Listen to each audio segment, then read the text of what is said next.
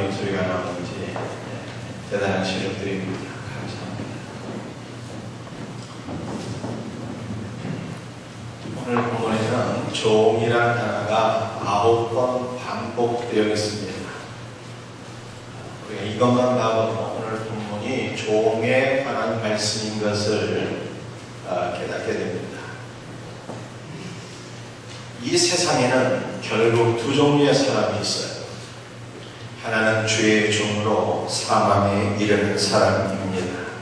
또 하나는 하나님의 종으로서 영생에 이르는 사람입니다.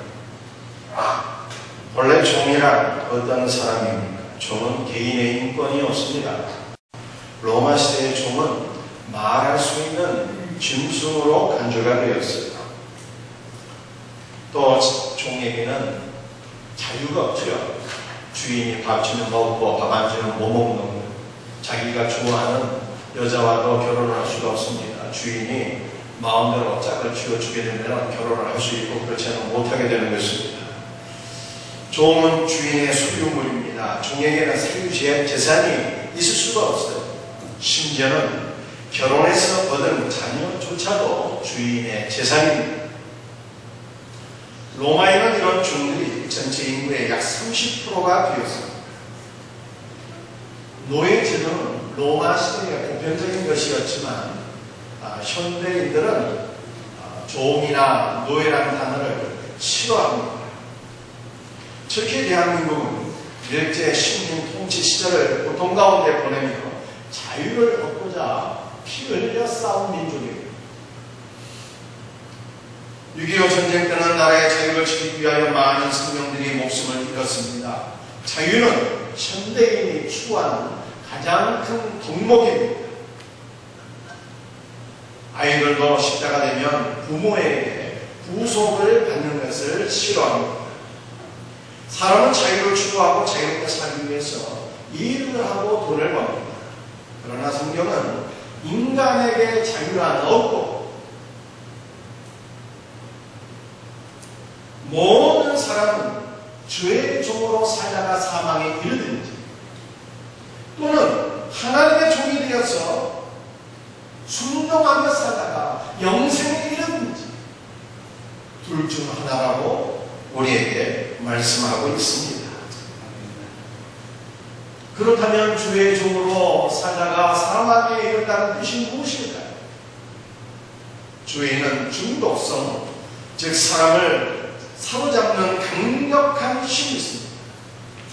몰래 먹는 떡이 맛있다고 사람이 처음에는 마귀의 유혹을 받아서 스스로 죄를 짓게 되지만 나중에는 죄가 그 사람을 사로잡아서 원치 않는 길로 끌고 가다가 마침내는 사망에 이르게 된다는 것입니다. 사람이 술에 중독되면 어떻게 됩니까? 술은 사람의 내장만 아니라 뼈를 녹게 합니다. 걸음도 못 걷게 되죠. 사람이 나중에는 건강을 위해서 술을 끊고자 하지만 스스로의 힘으로 술을 끊을 수가 없어요. 왜 그렇습니까? 죄는 사람을 사로잡는 힘이 있기 때문입니다.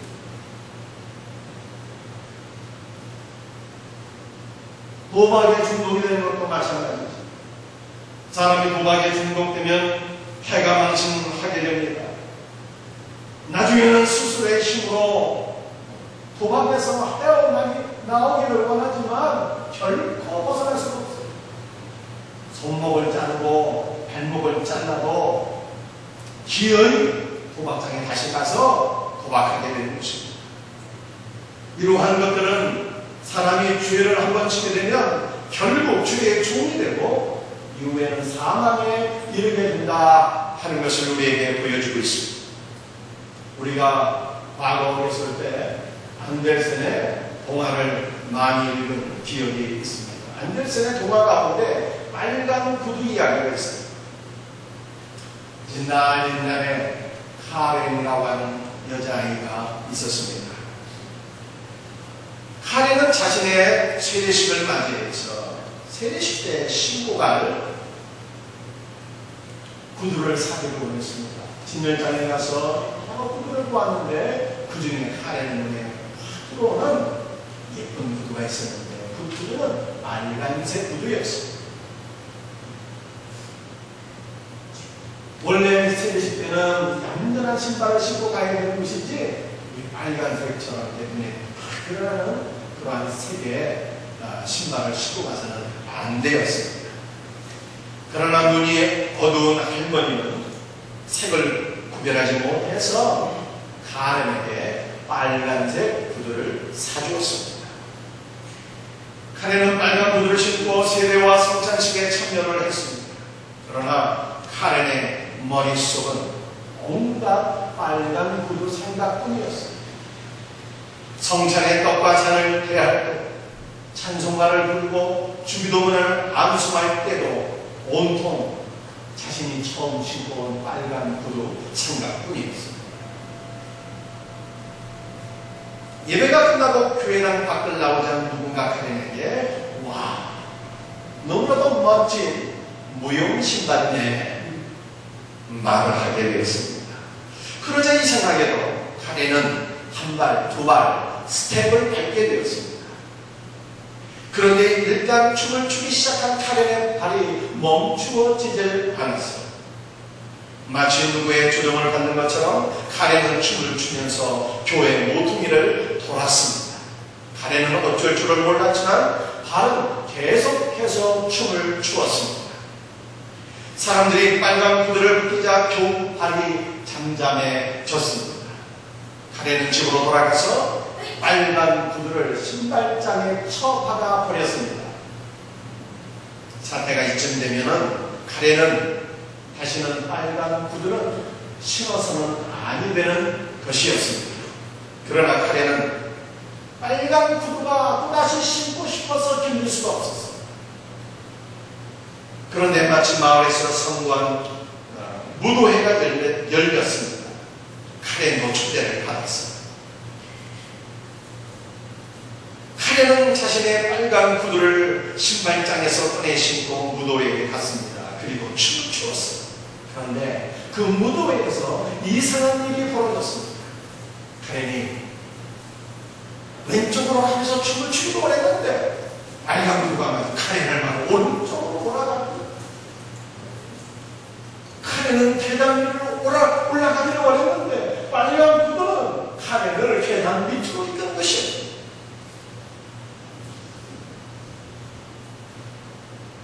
빨간 구두는 무도회장을 빠져나가 급기야 마을에서도 벗어나고 말았습니다.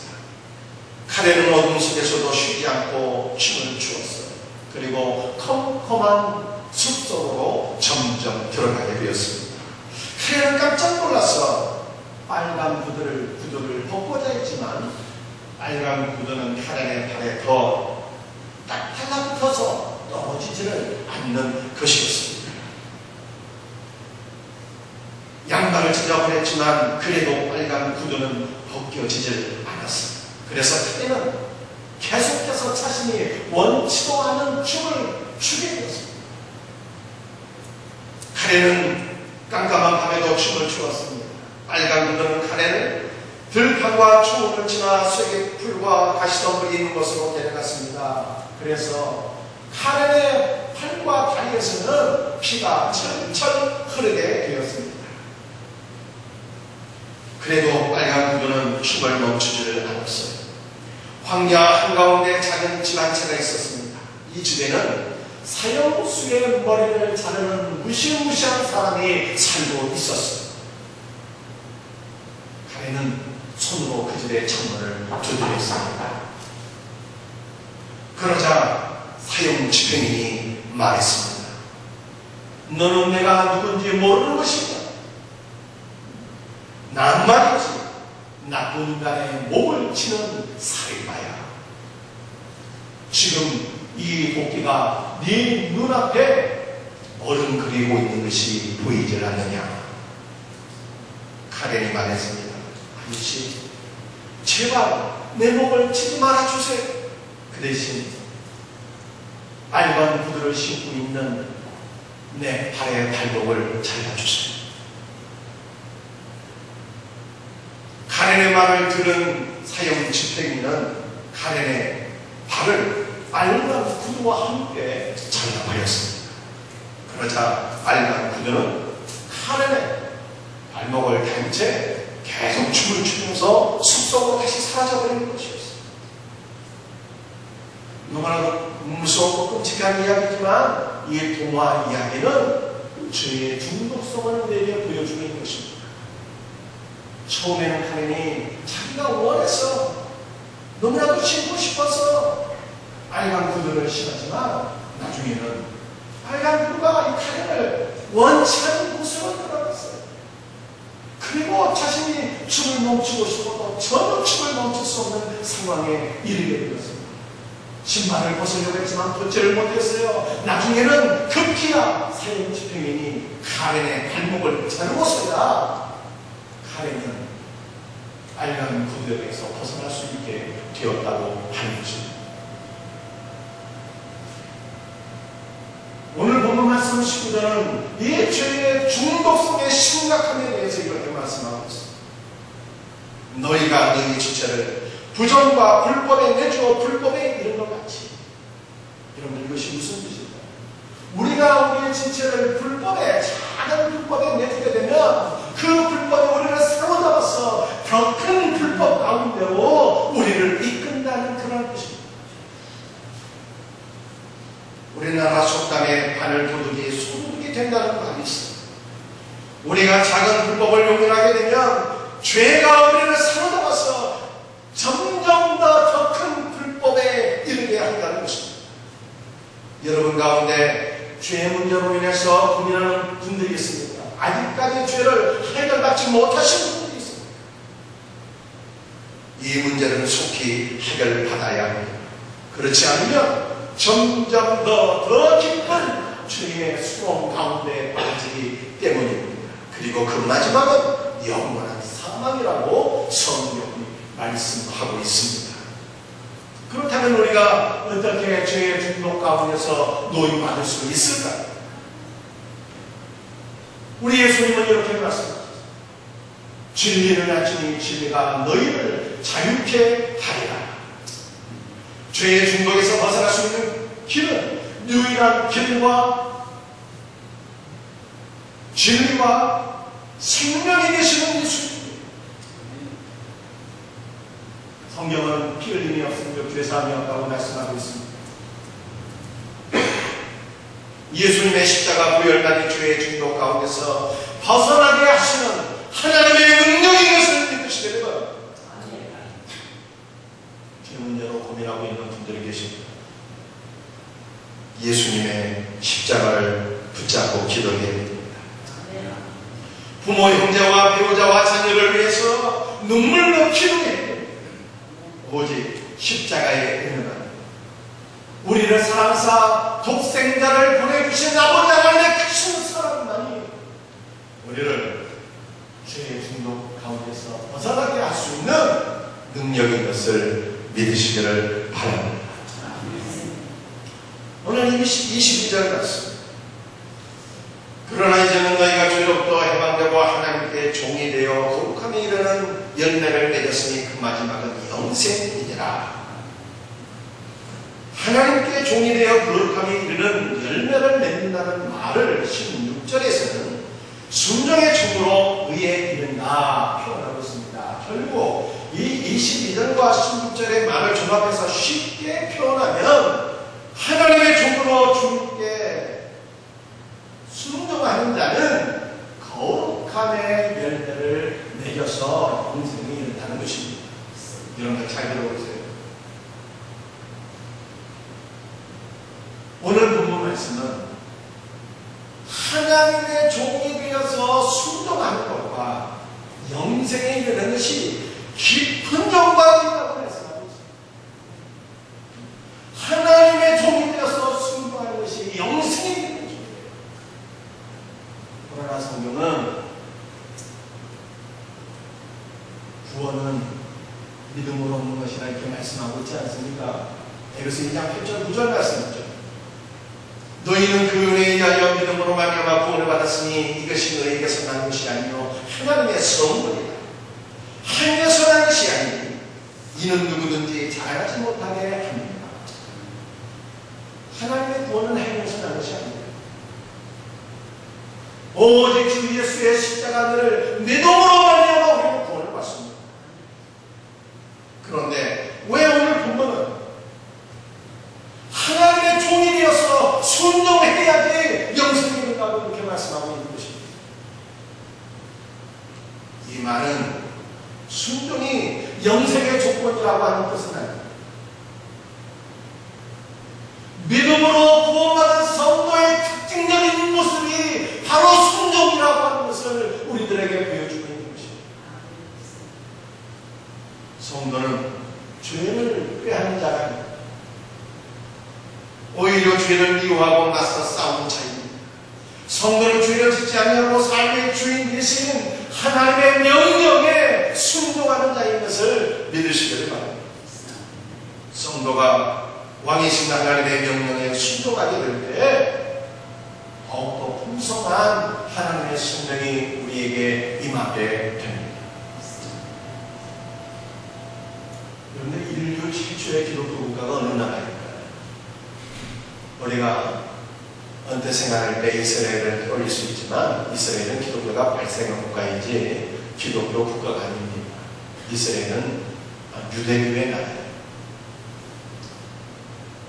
로마를 우리가 생각해 볼 수가 있는데 로마는 콘스탄티누스 황제가 312년 밀라노 침략을 반대해서 기독교를 공인했습니다. 그리고 테오도시우스 황제가 391년 2월 기독교를 로마의 국교로 기독교를 승인하게 됩니다. 그런데 로마가 기독교를 국교로 공인하기 훨씬 전인 AD 301년에 터키 인근에 위치한 아르메니아가 기독교를 나라의 국교로 공인하게 됩니다. 인류 역사 최초의 기독교 국가가 바로 아르메니아입니다. 아르메니아에 최초로 복음을 증거한 것은 예수님의 제자 바돌로메였습니다. 그러나 아르메니아가 기독교 국가가 된 것은 눈먼 성자 그레고리의 헌신 때문이었습니다. 제가 여러분에게 이 그레고리의 이야기를 해드리기로 합니다. 그레고리의 아버지는 아르메니아의 국왕 코스로를 암살한 페르시아의 첩자였습니다. 자신의 부친이 암살범이었다는 사실을 우연히 알게 된 그레고리는 선행으로 죄를 갚기 위해 자신이 자라났던 카파도기아에서 조국 아르메니아로 건너갔습니다. 그레고리는 신분을 감추고 국왕 트리다케스 3세에 충성스러운 신하가 되었고 기독교를 성실하게 전파했습니다. 어느 날 국왕은 신하들에게 가산의 여신 아나힐에게 제사를 하라고 하는 명령을 내렸습니다. 그러나 그레고리는 왕의 명령을 거부하다가 감옥에 갇히게 되었습니다. 그리고 나서 그레고리의 부친이 과거 국왕의 암살범이었다는 비밀이 드러나게 되었습니다. 트리다케스 왕은 그레고리를 12주에 걸쳐서 온갖 종류의 고문으로 고통을 가했습니다. 어느 주에는 그레고리를 성에 거꾸로 매달기도 했고 또 다른 주에는 벌거벗겨 계속매를 치기도 했습니다. 결국 그레고리는 먹을 것도 구할 수 없는 호주 피랍의 깊은 운동에 빠져서 쥐와 독충과 뱀과 함께 살아야 했습니다. 그런데 인근에 사는 한 기독교 여인에게 꿈에 천사가 나타나서 너는 깊은 웅덩이에 매일 빵 한 조각씩 던져봐라 라는 명령을 내렸습니다. 여인은 천사의 명령을 받고 나서 그것을 실행하게 됩니다. 13년이 지난 301년 일부 로마인들이 기독교 박해를 피해서 아르메니아에 아르메니아로 피신을 오게 되었는데 그 중에는 립심이라고 하는 미모의 여성이 있었습니다. 티데라테스 왕은 이 여인에게 연모의 마음을 갖고 청혼을 했으나 이 여인은 나는 이미 하나님께 나의 인생을 드렸습니다. 나는 하나님 앞에 독신을 서원했습니다. 왕의 청혼을 받아들일 수 없습니다. 고백하게 됩니다. 여인이 왕의 청혼을 거절하게 되자 왕은 분노해서 일단의 로마인들을 다 죽이게 됩니다. 그리고 난 이후 왕은 갑자기 정신병에 걸려 마치 동물처럼 행동하게 되었습니다. 국왕이 미쳐서 정상적인 업무 수행에 불가능해지자 누이 공순이 대신 정사를 책임졌습니다. 석종 누이는 기독교인들의 기도가 병을 낫게 한다는 이야기를 듣고 뛰어난 영적 능력을 갖고 있는 기독교 지도자를 찾게 되었습니다. 이에 신하들은 구덩이 감옥에 갇힌 그레고리가 만약 살아있다면 왕을 치부할 수 있을 것입니다. 답변을 하는 거예요. 석종왕은 그레고리가 여전히 살아있는지 확인해서 데려오도록 했습니다.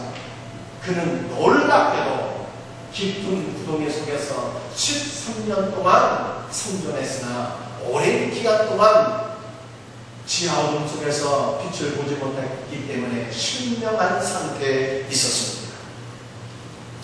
그가 궁에서 국왕 트리다테스를 위해서 기도하자 바로 미친 왕이 하나님의 은혜 가운데 치료를 받게 되었습니다.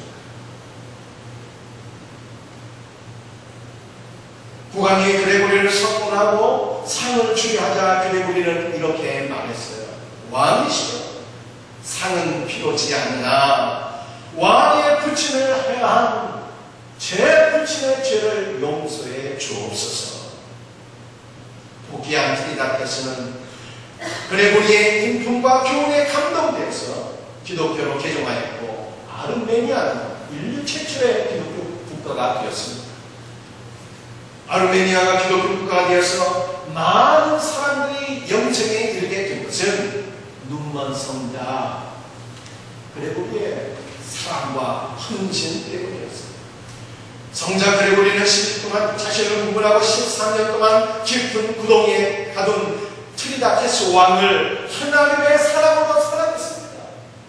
그리고 그를 위해서 기도했고 그에게 하나님의 말씀을 증거했습니다. 그레고리의 사랑은 원수도 사랑하는 하나님의 말씀에 순종한 거룩한 행위가 아닐 수 없습니다. 결국 그레고리의 사랑이 한 개인을 변화시킵니다. 그레고리의 하나님의 말씀에 대한 순종이 한 국가를 변화시켜서 영생에 이르게 했다는 거예요. 사랑하는 성도들, 여러분의 가정에 복음화 되기를 원하십니까? 그렇다면 우리에게 필요한 것들이 무엇일까? 왕이신 하나님의 말씀에 우리가 종이 되어서 순종하는 것입니다. 우리가 하나님의 말씀에 순종하게 될 때 이미 믿음으로 구원받은 성도들의 심령에 하나님의 은혜와 사랑과 기쁨이 넘쳐나게 됩니다. 우리 성도들의 순종을 통해서 가정이 복음화되고 이 땅 가운데 하나님의 나라, 하나님의 영생의 복이 충만하게 임하게 될 것을 믿으시기를 바랍니다. 아멘.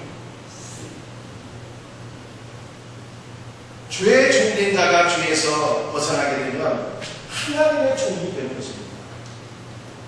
그러니까 중간지대는 없는 거예요. 사람은 죄의 종에 들려서 점점 더 큰 불법에 이르다가 마침내 사망에 이르게. 그렇지 않으면 예수 그리스도의 십자가 벌려 죄를 사함마다 하나님의 종이 되었습니다. 순종함으로 영생에 이르든지 둘 중 하나인 것입니다. 죄는 사람을 사로잡습니다. 처음에는 자신이 원해서 죄를 짓지만 나중에는 죄가 사람을 사로잡아서 더 큰 죄를 지게 하다가 마침내는 사망에 이르게 한다 말씀하고 있습니다. 그렇다면 하나님의 종이 되는 것은 어떨까요? 하나님의 종이 되는 것은 쉬운 것입니까? 아니면 죄의 종이 되는 것처럼 큰 고통이 따르고 마지막에는 영원한 사망에 역시 이르는 것일까요? 성경은 하나님의 종이 된 것에 대해서 정상반된 두 가지의 것을 말씀하고 있습니다. 우리 예수님은 나의 멍에는 쉽고 가볍다 이렇게 말씀하셨습니다. 하나님의 종이 되는 것은 주의 종이 되는 것과는 완전히 다른 것이라는 거예요. 예수를 믿어서 주님을 섬기게 되면 주님께서 우리 마음의 기쁨과 감사함과 평안함을 주시고 마음의 감사와 평강이 넘치니 몸도 건강해지고 몸이 건강하니 열심히 일할 수 있고요. 열심히 일하니 물질의 복도 따르게 되고요. 마지막에는 죄사함과 영생의 복을 받게 됩니다. 그러나 성경은 하나님의 종이 되는 것이 결코 쉬운 일이 아니다고 말씀하고 있습니다. 하나님의 종이 되는 것을 복음서에 보니까 좁은 문으로 들어가는 것으로 표현하고 있지 않습니까? 좁은 문으로 들어가게 되면 그 길이 어떨까요? 그 길이 좁고 협착해서 찾는 자가 많지 않다 그렇게 말씀하고 있습니다. 이것은 하나님의 종이 되는 것이 결코 만만치 않은 일인 것을 우리들에게 말씀하고 있는 것입니다. 제가 생각할 때 하나님의 종이 되는 것, 그러나 하나님의 종이 되는 것은 꼭 목회자를 의미하는 것이 아니죠. 하나님의 종은 예수를 믿어서 도움받은 하나님의 자녀 모두를 가리켜서 성경은 하나님의 종이라 이렇게 말씀하고 있는 것입니다. 그런데 하나님의 종이 되는 것은요, 만만한 일이에요. 일단 성경에서 하나님의 백성으로서 우리들에게 요구하고 있는 것들이 많이 있어요. 예수를 믿어 구원받게 되면 일단 주의 성수를 해야 됩니다. 우리가 복된 민족의 명절 추석을 맞이하게 되는데 많은 사람들이 이런 명절을 맞이해서 고향으로 가고 있습니다.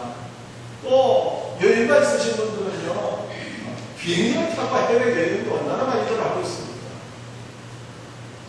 그러나 성도는요 무조건 주의 성수를 하는 거예요. 그런데 이게 주의 성수만 하면 좋겠는데 이게 요구하는 것들이 많아요. 성경을 보니까 성도들이 말씀이죠. 초대교회 성도들은 집집마다 소금으로 모여서 땅을 떼놓기를 했으니 소금을 계속해야 된다, 셀레를 드려야 된다 이렇게 얘기했습니다. 그것만 해도 또 괜찮겠는데 이거 시간이 좀 더 길어지게 되면 새벽도 또 드려야 된다, 금연기도 해도 나와요. 수용이 됩니다. 그것뿐만 아닙니다. 성경을 공부하라 말씀하고 있고요. 성경을 공부하면 또 말씀대로 순종도 해야 돼요. 얼마나 해야 시간인지 모르겠어요. 우리가 신앙생활을 하게 되면요 이게 부담이 되는 일이 아주 많습니다. 물질의 주인이 하나님이라는 것을 인정하여서 실주도 드리라고 성경이 말씀하고 있고요. 감성도 있고요. 이건 뭐 너무나도 많은 진리예요. 하지 말아야 될 것도 더 많이 있습니다. 이게 술 취하고 여러분들 담배 피고 사치하고 방종하고 남을 미워하고 도둑질하고 사치하고 방종하고 싸움박질하고 여러분들이 이렇게 살면 안 된다고 성경이 말씀하고 있는 것 아니겠어요? 그리고 하나님의 종이 되는 것이 결코 쉬운 것이 아닌 이유가 결정적으로 예수를 믿게 되면 분명히 은혜와 복도 오지만 고난이 온다고, 오히려 그게 저보다 더 큰 고난이 올 수도 있다고 성경이 우리에게 말씀하고 있기 때문입니다. 18세기 초 독일은 30년 종교 전쟁의 결과 매우 황폐한 상태에 있었습니다. 어촌대 더 흑사병까지 돌아서 1600만 명이던 인구가 600만 명으로 줄어들게 되었습니다. 불과 몇십 년 사이에 1000만 명의 사람들이 죽게 된 것입니다. 종교전쟁의 결과 가톨릭의 승리에서 개신교를 타락했습니다. 당시 마을마다 하나의 루터파 교회가 있었는데 많은 루터파 교회들이 종교전쟁의 결과 문을 닫게 되었습니다. 당시 개신교 목회자 한 명이 수십 개의 교회를 돌아봐야 되는 그런 상황이 있었습니다. 그 당시 목회자 가운데 한 분이 베냐민 시몰크라고 하는 목사님이었습니다. 이 목사님 역시 목회자를 위한 36개의 루트파 교회를 돌보게 되었습니다. 어느 날 목사님은 먼 지역에 있는 성도들을 돌보고 돌아오게 되었습니다. 그런데 신방을 마치고 돌아오게 되면서 자신이 섬기던 예배당과 사택이 하나에 휩싸이는 끔찍한 광경을 바라보게 되었습니다.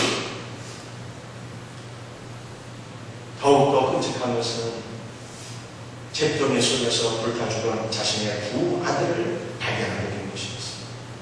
너무나도 마음이 처참하고 무너지고 버틸 수 없는 고난이 찾아왔지만 이 고난은 이런 목사님만의 것이 아니었습니다. 이 당시 너무나도 많은 교회들이 핍박을 당했고 목사님보다 더 힘겹게 살아가는 사람들이 많이 있었습니다. 고난 가운데 더 이상 주저앉을 수 없었던 목사님은 주님의 은혜를 의지하고 고난 가운데 승리하게 되었습니다. 그가 고난 가운데 하나님의 은혜를 기억하면서 시를 짓고 곡을 붙여서 찬송가가 하나 만들어지게 되었습니다. 그것이 찬송가 549장 내 주여 뜻대로 행하시옵소서. 이 찬양 우리 한번 찬양해 보겠습니다.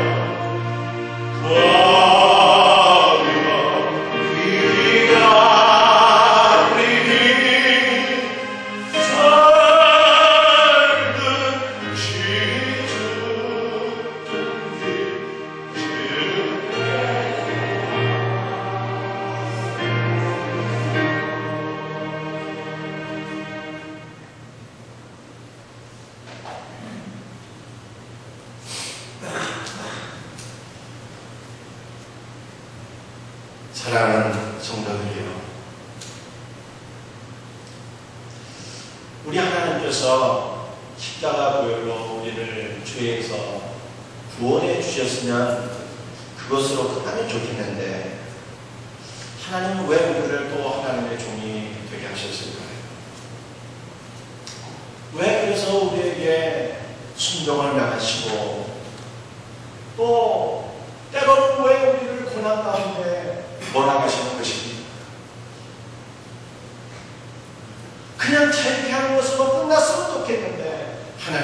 우리에게 종이 되라 하시고 순종하라 하시고 때로는 우리를 고난 가운데로 몰아가시는데 그 이유가 무엇입니까? 오늘 본문 22절은 그 대답을 이렇게 말씀하고 있어요. 거룩함의 열매를 맺어 영생에 이르게 하리라.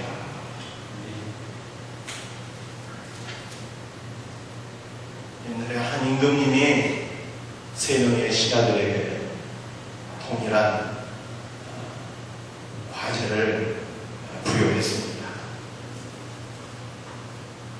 내가 너희 가인에게 한 알이 한 개씩을 주는데 이 한 알에다가 이 옆에 있는 우물의 물을 갖다 채워라. 왕의 명령을 받은 이 신하들이요, 연못에다가 물을 떠나가 열심히 한 알에다가 부었어요. 그런데 아무리 부어도 한 알에 물이 채워지지 않는다. 이게 도대체 뭔 얘기인가 싶어서 신하들이 항아리를 면밀하게 잘 살펴봤습니다. 그랬더니 이게 밑바닥 독인 거예요. 항아리 밑바닥이 금이 갖고 깨져서 항아리의 물을 도저히 채우려야 채울 수가 없었어요. 두 명의 신하는 포기했습니다. 우리가 아무리 고생해도 왕의 명령을 이룰 수가 없다. 왕이 원하시는 답을 드릴 수가 없어. 포기하자. 그러나 한 명의 신하는요, 오직하게 하루 종일 땀 흘려서 연못에 물을 계속 갖다가 부었습니다. 아무리 갖다 부어도 이 항아리에 물이 채워지지 않았습니다. 그러나 그 행위를 반복하고 또 반복했더니 나중에는요, 연못의 물이 다 바닥에 나버리게 됐어요. 연못의 물이 다 바닥에 났다. 그 연못 밑바닥에 뭔가 번쩍이는 것이 보였습니다. 왕이 갖다 놓은 황금이었어요.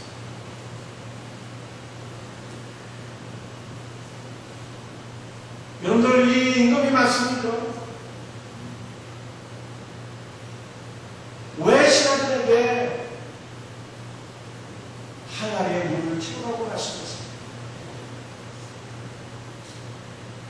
정말로 항아리에 물을 다 채우는 것이 임금의 목적이야. 임금의 목적은 어디서? 연못 밑바닥에 있는 황금 주계로 누구에게? 가장 충성스러운 신하예요. 왕의 명령을 이행하는 그 순종을 통해서 왕의 신하들에게 정말로 왕을 향한 충성이 있는가 하는 것을 임금은 복귀를 보낼 겁니다. 마찬가지로 하나님께서는 우리에게 때로는 말도 안 되고 이해가 안 가는 명령을 주실 때가 있습니다. 우리가 생각할 때 왜 해야 하는지 이유를 알 수 없고 가치를 알 수 없는 명령을 주시기도 해요. 마치 밑바닥은 독에 물붓듯 하는 그런 명령을 주실 때가 있습니다. 때로는 하나님께서 왜 내가 이런 고난을 당했는지 그 이유를 전혀 알 수 없는 고난을 하나님께서 우리에게 허락하실 때도 있습니다. 하나님께서 왜 우리가 순종하기 힘든 그러한 명령들을 때로 주실까? 왜 우리가 이해하지도 못하는 그러한 말씀들을 하시는 것입니다. 그래서